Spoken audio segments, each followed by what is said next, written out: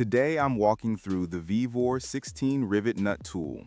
You will find a link to purchase this and other models at a discount in the description below the video. You can place your order right now. And since I can't show a hands-on clip this time, I'm using a screen recording. Not ideal, but it still lets me explain what matters about the tool and what you should expect when you use it. This model comes as a full kit. You get the 16-inch lever tool, 13 mandrels covering both metric and SAE sizes, and a box with about 180 rivet nuts. Did you know that the best discounts on Amazon last only a few hours? That's why I launched 2 channels where I publish the highest discounts on Amazon products in real time every day.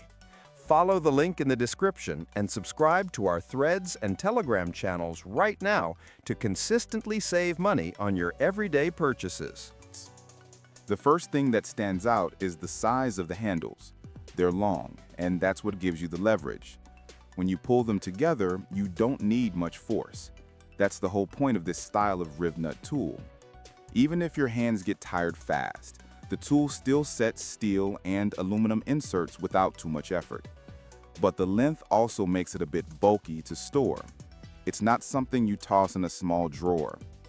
The mandrels are the core of the kit. Swapping them is simple, though not as fast as some premium models. You unscrew the nose piece, slide the mandrel out, and drop the next one in. It's fine for typical shop use, but if you switch sizes all day long, the process slows you down a bit. The threads on the mandrels feel decent.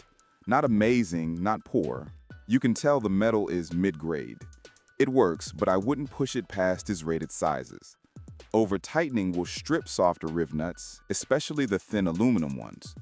The body of the tool feels solid. The coating is smooth and doesn't chip easily. The hinges are tight, sometimes too tight out of the box, so a drop of oil helps. The grip sleeves are thick rubber. They don't slip, even if your hands sweat, but they can rotate slightly on the steel handles when you squeeze hard. It's not a problem, just something you notice. The included rivet nuts are mixed. Some have clean threads. Some have small burrs that you can feel when threading the mandrel in. They still set fine in sheet metal, but if you do customer work and want a clean finish every time, you'll probably buy better inserts later. For beginners or quick repairs, these are okay. Using the tool is straightforward. You thread the rivet nut onto the mandrel until it seats fully. You place it in the hole, make sure the hole is the right size, then squeeze the handles. The tool pulls the back of the rivet nut tight and locks it in the material. The leverage makes the crush consistent. On thicker steel, you might feel a bit of resistance, but the tool handles it without flexing. On thin sheet metal, it crimps fast. It's easy to overcrush if you're not careful, so you learn the feel after a few tries. One thing people overlook is alignment. If you set the insert at an angle, it collapses unevenly. This tool doesn't correct that for you. You still need to hold everything straight. But once you get a rhythm, you can set a whole row of inserts with steady pressure and matching depth. The storage case is basic. The plastic flexes, the latches feel light, and the mandrel slots don't lock them tight.